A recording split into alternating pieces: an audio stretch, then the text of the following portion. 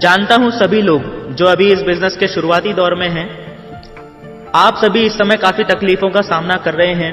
लोग जुड़ नहीं रहे होंगे, टीम में लोग काम नहीं कर रहे होंगे। धैर्य रखना पड़ता है, धैर्य रखना पड़ेगा। खुद पे, सिस्टम पे और अपलाइन पे भरोसा बनाए रखिए। शुरुआती दौर में आने वाली मुश्किलें एक्चुअली आपके धैर्य की परीक्षा ले रही होती हैं। अब ध्यान देना, आपके पेशेंस को टेस्ट कर रही होती हैं। लोग आपसे कह रहे होंगे, कहां बेकार के चक्करों में पड़ गया, ऐसा कुछ नहीं होता, कोई करोड़पति नहीं बनता। एक स्टोरी आज आप सबसे शेयर करना चाहता हूं इस वीडियो के माध्यम से।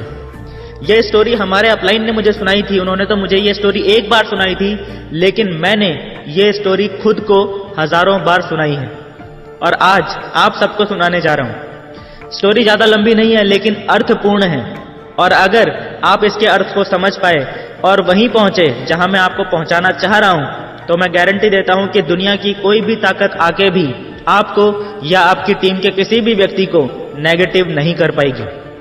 स्टोरी शुरू करूं उससे पहले मेरी आप सभी ईमानदार लीडर से रिक्वेस्ट है कि प्लीज वीडियो के नीचे मौजूद लाइक का बटन दबा दीजिए, ताकि यह वीडियो आप ही के जैसे और भी महत्वाकांक्षी लीडर्स तक पहुंच सके। तो चलिए स्टोरी पे आते हैं। एक बार की बात है, एक जंगल में एक हथनी यानी एक मादा हाथी रहती थी, और उसी जंगल में एक बिच यानी एक कुतिया भी रहती थी, जो कि उस हथनी की दोस्त थी। अब जंगल में जानवरों का प्रजनन काल आया और वो दोनों ही प्रेग्नेंट यानी गर्भवती हो गई। दोनों को बहुत खुशी हुई, दोनों ने एक दूसरे को बधाई दी। अब 3 महीने के बाद उस कुतिया के, उस बिच के 6 छोटे छोटे पपीज हुए। अभी हथनी का कोई हिसाब किताब ही नहीं है, क्या हो रहा है क्या नहीं हो रहा है कुछ पता ही नहीं है, और उस बिच ने 6 सुंदर सुंदर पपीज को जन्म भी दे दिया।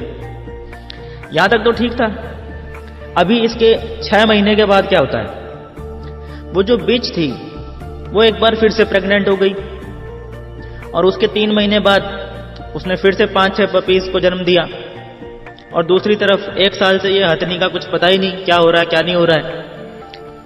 देखते देखते 6 महीने और बीत गए और वो बिच तीसरी बार प्रेग्नेंट हो गई। फिर वो बिच जाती है उस एलिफेंट के पास और बोलती है, यार हम दोनों तो साथ में ही प्रेग्नेंट हुए थे शायद, क्या तेरे को कोई वहम तो नहीं है कि तू प्रेग्नेंट है? तू प्रेग्नेंट है भी कि नहीं? 3 बार तो मेरा ही नंबर आ गया, और 2 दर्जन बच्चे हैं अपनी फैमिली में, और वो भी अब बड़े होने वाले हैं, और तुम्हारा क्या लफड़ा है अभी? तुमको 1.5 साल तो हो लिया प्रेग्नेंट हुए, तो प्रेग्नेंट है भी या नहीं?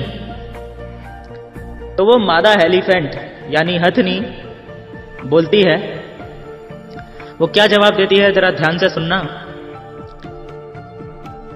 तो इस सबसे पहली बात तो यह है कि मेरे गर्भ में पपी नहीं पल रहा है, हाथी पल रहा है, पहली बात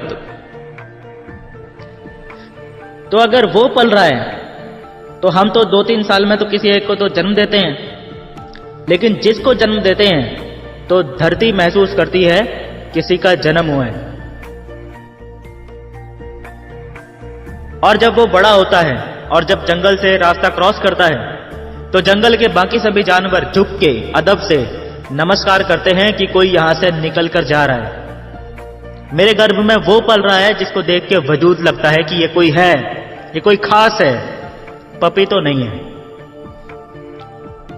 मैं आप सभी को भी यही मैसेज देना चाहता हूं कि जिनको भी आज ये लग रहा है कि मेरा बिजनेस बहुत धीरे धीरे चल रहा है या मेरा बिजनेस नहीं चल रहा है, धैर्य रखने की जरूरत होती है। हाथी आएगा तो 1.5-2 साल में कोई एक ही आएगा, और वो एक आदि आके पूरे जंगल में हाहाकार मचा देगा। जितने भी करोड़पति अचीवर्स होते हैं सबके साथ ऐसा ही होता है। शुरुआती दौर में कोई मिल नहीं रहा होता है, और फिर कोई ना कोई हाथी टीम में जन्म ले लेता है। कोई बात नहीं दोस्त, आज प्रैक्टिकल जमीन में भले ही कुछ नहीं दिखाई दे रहा हो, कोई बात नहीं, घबराने की बिल्कुल भी जरूरत नहीं है। वो हाथी है, वो अभी गर्भ में है, वो अभी पल रहा है। जिस दिन धरती पे आएगा वो हिला के रख देगा, चिंता करने की जरूरत नहीं है, अकेला ही सब पे भारी पड़ जाएगा। तो क्या आप लोग धैर्य रखने के लिए तैयार हैं? कमेंट बॉक्स में टाइप कीजिए यस। और जाने से पहले अपना फर्ज जरूर निभा देना, वीडियो को शेयर जरूर कर देना। मिलते हैं नेक्स्ट एपिसोड में, तब तक के लिए thank you and wish you all the best.